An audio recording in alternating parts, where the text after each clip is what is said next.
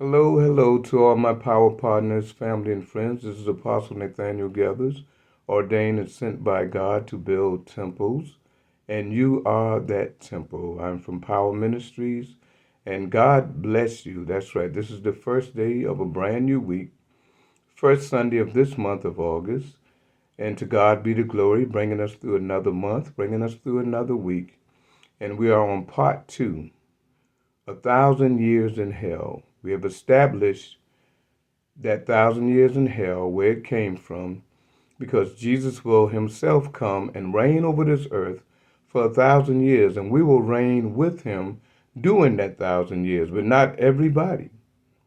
Only those who have made Jesus Lord of their lives. Only certain people will reign with Jesus during that 1,000 years. And where would everybody else be during that 1,000 years? But during that 1,000 years, they will be in hell, burning with Satan. Satan will be burning also in hell. Okay? Now, a lot of people are looking like, oh, he may come back every day, any day, excuse me. Well, there's some events that have to happen. And I'm in Revelations, the 11th chapter. And you can play this, you can pause this. Verse 1, I was given a reed like a measuring rod and was told, go and measure the temple of God and the altar and count the worshippers there.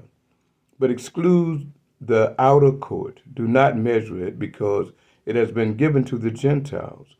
They will be trampled on the holy city for 42 months, and I will give power to my two witnesses, and they will prophesy for 1,260 days. Clothed in sackcloth, these are the two olive trees and the two lampstands that stand before the Lord of the earth. If anyone tries to harm them, fire comes from their mouths and devours their enemies. This is how anyone who wants to harm them must die.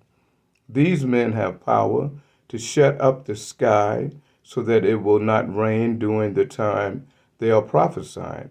And they have power to turn the waters into blood and to strike the earth with every kind of plague as often as they want. Verse 7. Now, when they have finished their testimony, the beast that comes up from the abyss will attack them and overpower and kill them. Their bodies will be in the street of the great city, which is figuratively called Sodom and Egypt, where also their Lord was crucified. For 3.5 days, men from every people, tribe, language, and nation will gaze at their bodies and refuse their burial. Verse 10. So that's going to be on CNN, Fox, all of these channels. The inhabitants of the earth will gloat over them and will celebrate by sending each other gifts, because these two prophets had tormented those who live on the earth. But after the 3.5 days, a breath of life from God entered them, and they stood on their feet, and terror struck those who saw them. Then they heard a loud voice from heaven saying to them, come up here.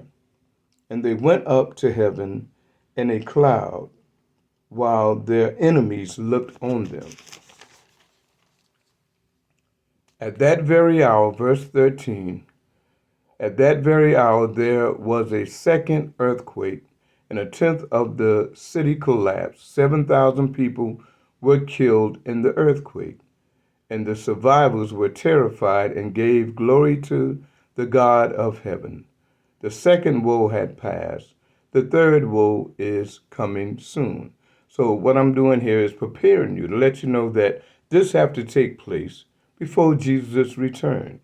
Okay? But at the same time, all right, no man knows the day or the hour.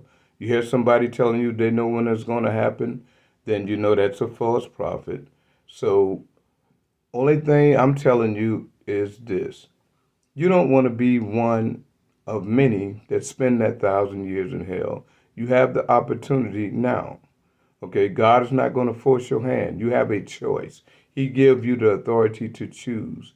Well, why don't other preachers preach on this? Because they have no clue what I'm talking about. Because they're not ordained by God to teach this. Okay, so Satan allowed them to teach lies. Okay, because Jesus said the truth will make you free.